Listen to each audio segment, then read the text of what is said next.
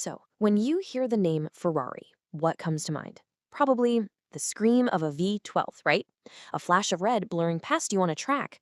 But what if I told you that its most impressive performance, the one that's really turning heads, isn't on the track at all? It's on the stock market. Seriously. The story of how Ferrari is dominating financially is just a masterclass in strategy. And, well, we're going to break it all down. Okay, so it all kicks off with this one number, 670 million euros. Let that sink in. That was their record-breaking core earnings for a single quarter. Now, in today's world with all the economic craziness, that number is, well, it's pretty remarkable. It absolutely crushed expectations and made everyone ask the same thing. How are they pulling this off? And here's the thing. The answer, the real secret to this whole financial engine, it's got nothing to do with horsepower or aerodynamics. Nope. It's all about a brilliant and honestly a kind of counterintuitive strategy that's built completely around one thing, the price tag. And that's exactly what we're going to dig into. All right, first up, let's take a look at the scoreboard, see just how badly Ferrari is crushing the competition in the market race. The second those earnings dropped, investors basically slammed the accelerator. Ferrari stock shot up over 3% in Milan. And you gotta remember, this was at a time when most other companies were hunkering down, worried about tariffs and global slowdowns. This wasn't just a bump, it was a massive signal of confidence. There's this quote that just nails it perfectly. It says, Ferrari's story stands out like a red prancing horse in a sea of gray sedans. And that's so true, right? While every other car maker is stuck in this bumper-to-bumper traffic of discounts and weak demand, Ferrari's just cruising in its own lane. They're not playing the same game. They're on a whole other level. Okay, so let's pop the hood on the financials. Let's see what's really making this thing go. So the big headline number for revenue, almost 1.8 billion euros. That's a 7.4% jump from last year. I mean, that's solid, consistent growth. But the real juicy stuff? That's in the details. So check this out. This breakdown really shows you where the magic is happening. Their main gig, cars and spare parts, that grew a really healthy 5.6%. But look at sponsorship and brand, up a whopping 21%. That, my friends, is the power of Formula One, of their lifestyle stuff. It's just every single part of the business is firing on all cylinders.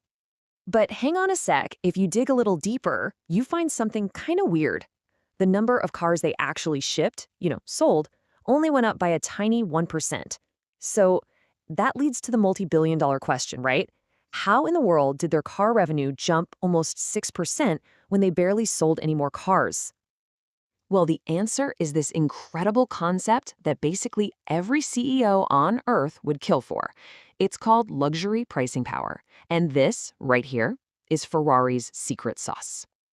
So what does that actually mean? Well, picture this. You make your product more expensive, and instead of people buying less of it, they actually want it even more. It's wild. The higher price just makes it feel more exclusive, more desirable. And this little comparison just makes it crystal clear. Your typical car brand, they're throwing discounts around just to get cars off the lot. But for Ferrari, a price hike is a feature, not a bug.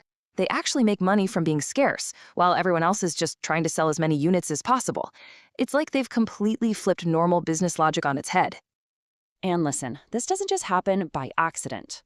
Oh no, it is a very deliberate, three-step formula. Step 1, they strictly, and I mean strictly, limit how many cars they make. Step 2, they build up this whole aura of it being an exclusive club that only a select few can get into. And then finally, they don't price their cars based on what they cost to build. They price them based on the passion, the status, the dream they represent. And boom, here's the result. In Q3 alone, the average selling price for a Ferrari went up by 5.1%. Just think about that. That one single thing was enough to cancel out tariffs, rising costs, everything. That is what pricing power looks like in the real world.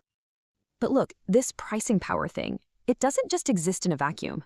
It's held up by a few other really key drivers that are just as crucial to their success. So what are these drivers? Well, you can think of it as three main pillars holding the whole thing up.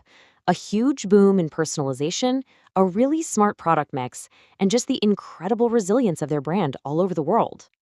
So, first, let's talk product mix. Get this. 43% of the cars they shipped this last quarter were hybrids. Now, we're not talking about your neighbor's Prius. These are insane high performance machines like the SF90. And because they're so advanced, they come with a huge price premium, which pulls that average sale price way, way up.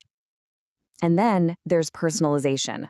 Oh man, we are talking custom leather, one of a kind paint jobs, carbon fiber, everything. These little finishing touches are an absolute gold mine. For a lot of buyers, tacking on an extra 15, even 20% to the sticker price for custom options is just standard.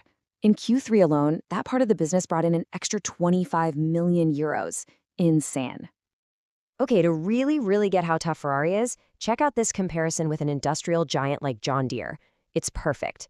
While John Deere was struggling, revenues falling, stock dropping because of the tough market, Ferrari was growing its revenue, keeping its insane profit margins, and watching its stock go up.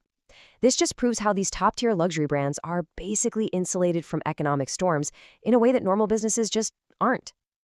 And this incredible performance, it's not just a one-off win.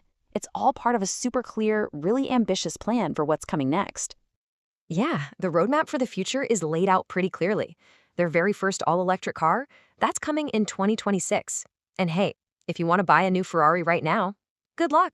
You better get in line, because the order book is already full all the way into 2027. Imagine that. It gives them this unbelievable stability. And this chart here really shows their game plan for going electric. By 2030, they're not just ditching their history. The goal is this perfectly balanced mix: 40% good old-fashioned engines, 40% hybrid, and 20% fully electric. It's such a smart way to move into the future without ticking off your loyal fans. So what are the big takeaways if you're, say, an investor? Well, it boils down to three things. First, the returns are legit and they're huge. We're talking a return on invested capital over 25%. Second, the company's so confident they've actually raised their money targets for the whole year.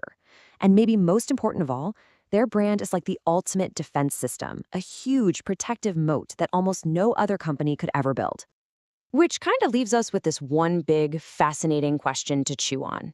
In a world that just keeps getting more and more volatile, more uncertain, is it possible that the most valuable thing a company can have isn't a factory or a patent, but an untouchable, legendary brand?